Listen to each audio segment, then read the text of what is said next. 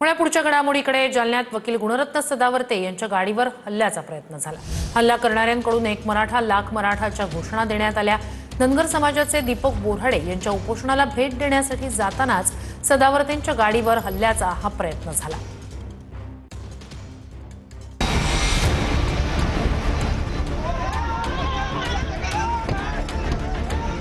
वकील गुणरत्न सदावर्ते यांच्या गाडीवर मराठा आंदोलकांनी हल्ल्याचा प्रयत्न केला।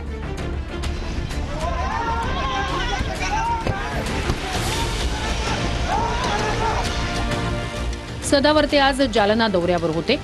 धनगर समाजाला एसटी प्रवर्गातून आरक्षण द्या या मागणीसाठी जालन्यात दीपक बोऱ्हाडे यांचं उपोषण सुरू आहे। या उपोषणस्थळी भेट देण्यासाठी सदावर्ते जात असतानाच मराठा आंदोलकांनी त्यांच्या गाडीवर हल्ल्याचा प्रयत्न केला।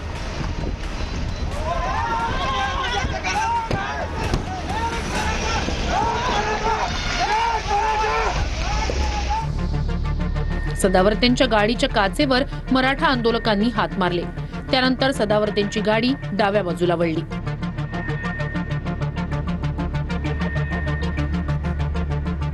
पण डावीकडे वळत असतानाच सदावर्तेंची गाडी खड्ड्यात आदळली। त्यामुळे गाडीचा खालचा भाग तुटला। आंदोलकांना पोलिसांनी ताब्यात घेतलंय।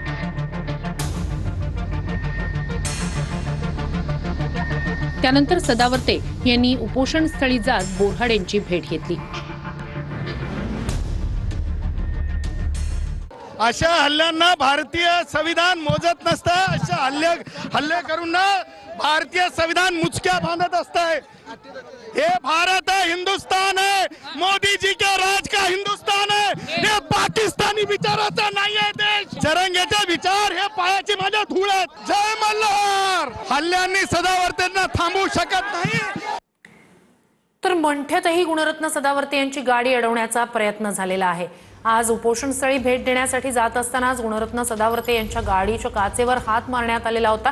तर काही तरुणांनी सदावर्तेंना काळे झेंडे दाखवलेले आहेत। मंठा या परिसरात सुद्धा गुणरत्न सदावर्ते यांची गाडी अडवण्याचा प्रयत्न झालेला आहे। तर काही तरुणांनी सदावर्तेंना यावेळी काळे झेंडे दाखवलेले आहेत। जालन्याच्या मंठामध्ये सुद्धा गुणरत्न सदावर्ते यांची गाडी अडवण्याचा आज प्रयत्न झालेला आहे।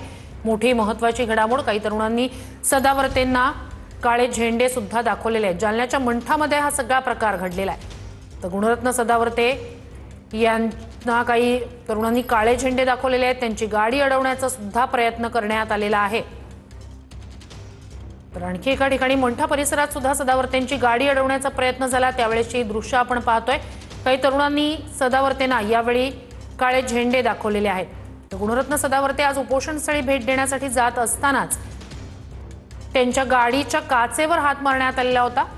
त्यांच्या गाडीवर हल्ल्याचा प्रयत्न झालेला होता। आता दुसरीकडे मंठामध्ये सुद्धा त्यांची गाडी अडवण्याचा प्रयत्न झाला।